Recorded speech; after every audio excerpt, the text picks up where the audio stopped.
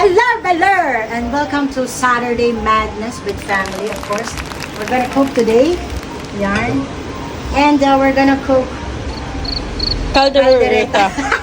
Kalimutan. Caldereta. So yan, for today's video, we're gonna use olive oil para mas healthy living tayo. Ganun guys. Lagyan na natin ng mantika and then spread it over there. Alright. Good job myself. And of course also, guys, have a happy weekend. Hello sunshine tayo today. Umaraw na. At naka-preset na tayo, syempre, for today's video. Para mabilis ang ating luto-lutuan, dapat naka-preset na yung luluto na nakahiwa na. Meron tayong bawang, sibuyas, kamatis na panggisa naturalmente.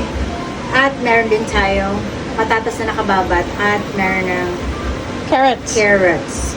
Of course, hindi mawawala ang chicken. Let's go! Namin nagtatanong bakit kailangan unahin ang bawang. Kasi para ilabas ang yung tawag doon. May tawag doon eh.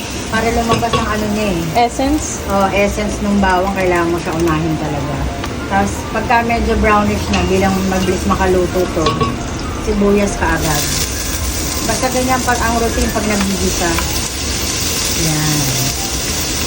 For the caldereta, alamamis pa rin. Yan.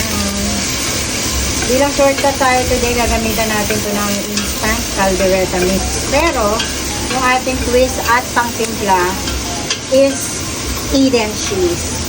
Diba? Bilang batang Eden cheese ang aking dunako sa Timaria. Para hindi na tayo naglalagay ng kung anik-anik pa, okay na yon. Eden cheese lang, sapat na, lalasa na siya sa buong pagkatao ng caldereta. So yan, enjoy na natin sila and party! Pak, ganun. Yan. We will saute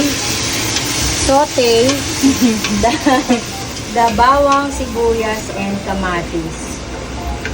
Ayan. And let it heat for around 5 to 8 minutes. May ganun. Tsaka natin pwedeng ilagay yung ating chicken. I'll be back! And yes, so upon entering the feasibility of our kitchen, we will wash the chicken because we are in the kitchen. So dapat walang balat para sa ating mga seniors na merong minsan mga high blood, safety silang kumain. Bukod sa olive oil ang ating ginamit. So ganyan, hubad ang chicken for life. But of course, let us not forget cheese dog and the bell pepper. So ayun na nga, we're gonna use the Mamacita's caldereta mix. Mamacita's bekenemen. At also our mushroom with a little twist. At syempre ang maliit na Reno spread na bata pa lang ako ay ginagamit na namin. Let's go! So, pag ganyan na ang ating dinisa, ilagay na natin ang ating chicken. Just a quick reminder. As you can see, nagtubig ang ating chicken. Huwag kayo maglagay ng abusong tubig. Tansyahan lang po yan. Magtutubig yan ng kusa. Alright?